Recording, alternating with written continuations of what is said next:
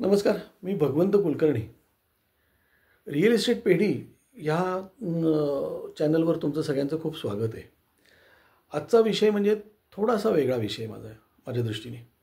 तो म्हणजे की आत्तापर्यंत मी तुम्हाला सांगत असतो की जागा कशी घ्यायची, कुठली घ्यायची, काय घ्यायची वगैरे, काय काय बघायचं. आज मी एका उलट्या विषयावर बोलणार आहे. म्हणजे तुमची जागा आहे आणि तुम्हाला विकायची आहे. आज जसं जसं देश पुढे जातोय, खूप मोठ्या प्रमाणावर आता विशेषतः आपण पुण्याचं उदाहरण घेऊन बोलू. तोच किस्सा सगळीकडे लागू पडतो की पुणं वाढतं आहे. त्याच्यामुळे खूप नवीन गावं पुण्यामध्ये ॲड केली जात आहेत आणि ती ॲड केली जात असताना तिकडचा जो शेतकरी वर्ग आहे, हा शेतकरी वर्गाला त्यांच्या जमिनीला खूप प्रचंड भाव आल्या कारणामुळे ते जमिनी ते विकतायत आज. आणि खूप चांगला भाव येत असल्यामुळे ते विकतात. आणि म्हणजे विकून ते 2 पैसे कमवून 2 पैसे मिळवून काही नवीन उद्योग सुरू करत असतील तर आणखीन उत्तम आहे. त्याच्यावर आपण नंतर कधीतरी बोलू वेगळ्या विषयावर. पण याच्यातला सगळ्यात मोठा भाग म्हणजे असा आहे की आज ह्या जमिनी जे शेतकरी वर्ग आहे हा प्रामुख्याने थोडासा अशिक्षित आहे. त्याला फक्त पैसे वाढत आहेत हे कळतं आहे. आणि मग काही स्थानिक ब्रोकर आहेत किंवा काही इन्व्हेस्टर म्हणतो आपण, तशी लोक आहेत की जे यांना पैशाचं लालूच दाखवून यांच्या जमिनीमध्ये कायदेशीर अडचणी आणतात किंवा बळकावतात. किंवा स्थानिक त्या गावचे कोण जे पुढारी आहेत ते पुढारीसुद्धा ह्या लोकांवर अन्याय करतात. बरेच वेळा मी बघितलेला आहे. बरेच वेळा नाही, हे करतातच अन्याय. कळलं का? त्याच्यातला जो धनाढ्य असतो, तो बलाढ्य असतो, जो एखाद्या धनाढ्य व्यक्तीशी संबंधित येतो, तो त्याला हाताशी धरून या सगळ्या लोकांना बऱ्याच लोकांना फसवलेली अशी अनेक उदाहरणं आहेत याच्यामध्ये. म्हणजे शेतकऱ्याची 100 रुपयाची जमीन त्याला फक्त 30 रुपये मिळतात. तेही पूर्ण कधी कधी मिळत नाहीत.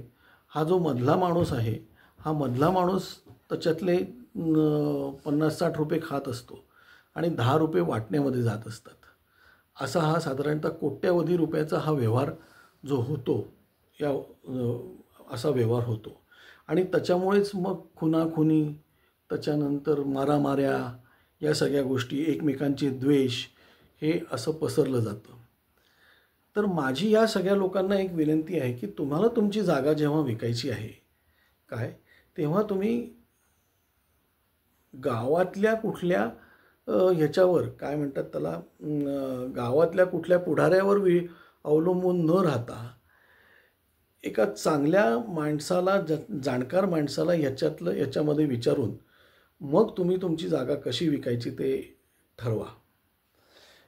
आणि बरेच वेळा तुम्ही जागा आहे तशी विकतात, त्याच्यामुळे तुम्हाला कमी पैसे मिळतात. तुम्ही ते एने करून विकली तर तुम्हाला जास्ती पैसे मिळतील. आता एने करायला तुमच्याकडे पैसे नसतील तर तुमच्या आहे त्या जागेतला थोडासा तुकडा विकून ते पैसे उभे करून एने करून घेणं. एने करण्यासाठी चांगल्या एखाद्या वकिलाला हाताशी धरून त्याचं मार्गदर्शन घेऊन स्वतः थोडंसं त्याच्यामध्ये तहसीलदार कचेरीमध्ये जाऊन किंवा तुमच्या स्थानिक तुमचा तलाट्याला विचारून तिथे जाऊन चौकशी करावी. आणि चौकशी करायची तर तिथे कुठल्या मधल्या माणसाकडे चौकशी करू नका. डायरेक्ट तुम्ही तहसीलदार कचेरीत जा आणि तहसीलदाराशी बोला की माझं हे असं असं आहे. तो तुम्हाला वेगळं योग्य ते मार्गदर्शन देईल. मधली लोकं काय आहेत, तुम्हाला मार्गदर्शनही वेगळं करत नाहीत, तुमच्यामध्ये भांडणंही लावतात आणि त्याच्यामुळे तुमचं नुकसान सगळ्यात जास्ती होतं. आणि फक्त मी तुम्हाला करून देतो या नावाखाली तुमच्याकडनं पैसे लाटले जातात आणि तुमची कामं होत नाहीत. अशा अनेक गोष्टी घडत असतात आणि तुमच्या थोड्याशा अशिक्षितपणामुळे हा प्रॉब्लेम होतो. म्हणून माझं तुम्हाला सगळ्यांना एक असं प्रांजळ मत आहे की एकतर तुम्ही स्वतः याच्यामध्ये थोडासा अभ्यास करायला पाहिजे की बाबा जमीन कशी विकायची, काय विकायची, त्याच्यामध्ये तुमच्या घरातली किती माणसं आहेत, बहिणी किती आहेत. कारण बरेच वेळा एक अप्रामाणिकपणाची गोष्ट अशी होते की बहिणींची नावं सांगितली जात नाही, बहिणींना हे होत नाहीत आणि त्याच्यामध्ये तुम्हाला काय म्हणतात बहिणींच्या ह्याच्यामध्ये मग त्या बहिणी उभ्या राहतात आणि तुम्हाला समोरच्या माणसाला फसवल्यासारखं होतं. म्हणजे प्रॅक्टिकली फसवलं जातो तो माणूस आणि हे फसवणं हे अत्यंत चुकीचं आहे. अशी खूप लोकं नंतर उठतात आणखीन मग म्हणतात की आमच्या आईला विचारलंच नाही आहे, आमच्या मामांनी फसवलं आहे किंवा असं किंवा आमच्या आत्याचा हिस्सा राहिला आहे त्याच्यातही पैसे काढणं होतं.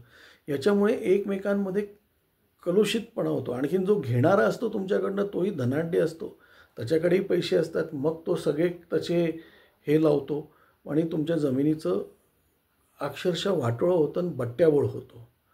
तर जमीन ही तुमची लक्ष्मी आहे. काय जमीन ही तुमची लक्ष्मी आहे. आज ठीक आहे तुम्हाला शेतीमधनं तेवढं उत्पन्न एवढं येत नाही जेवढं तुम्ही साधारणतः 1 गुंठा विकला तरी तुमचं काम भागवू शकतं. आणि शक्यतो तुम्ही जमीन मी लोकांना तुम्हाला सांगेल की तुम्ही जमीन विकू नका. तुम्हाला स्वतःला त्याची काही डेव्हलपमेंट विकसन करता येत असेल, डेव्हलपमेंट करता असेल तर ते करा. नाहीतर एखाद्या चांगल्या समूहाबरोबर बोलणी करून त्यांच्यातर्फे तुम्ही विकसन करा. चांगला समूह म्हणजे गोदरेज आहे, टाटा आहे, महिंद्रा आहे. या लोकांना मोठ्या मोठ्या जमिनी लागतात किंवा त्या लोकांबरोबर तुम्ही जमिनीचं हे करून तुम्हालाही 4 चांगले पैसे मिळतील. काय आणि ते चांगले पैसे मिळून तुम्ही चांगल्या मार्गाने तुम्ही पैसे कमवून तुम्ही मोठे होऊ शकता. नाहीतर तुमच्याकडे जे काय ही लोकं येतात, थोडीफार कॅश येते, त्या थोडीफार कॅशमध्ये थोड्याफार कॅशमध्ये तुम्ही बायकोला आईला सोनं नाणं करतात. काही लोक व्यसनी असतात, ते व्यसनापायी उडवतात. काही लोक इतर ठिकाणी जाऊन, आज मला त्याच्याबद्दल इथे बोलायचं नाही, इतर ठिकाणी जाऊन ते पैसे उडवतात. आणखीन ते संपतात पैसे आणि परत आहे त्याच्यापेक्षा वाईट परिस्थितीमध्ये तुम्ही येतात. आज तुम्हाला तुमचं भवितव्य आहे, तुमच्या मुलांचं भवितव्य आहे. तो पैसा अशा प्रकारे अडकावा की तुम्हाला त्याच्यावरनं दर महिन्याला काही उत्पन्न येऊ शकतं. जागा त्याच्यामध्ये चांगली शोरूम करून एखाद्या बँकेला किंवा एखाद्या याला चांगलं तुम्ही भाड्याने देऊ शकतात. हॉटेल काढू शकतात, हॉटेल चालवायला देऊ शकतात. म्हणजे तुम्हाला हॉटेल स्वतःला चालवता येत नसेल तर चालवायला देऊन त्याच्यातनं पैसे तुम्ही कमवू शकतात. काही ऑफिसेसना तुम्ही जागा देऊ शकतात. अशा असंख्य गोष्टी आहेत.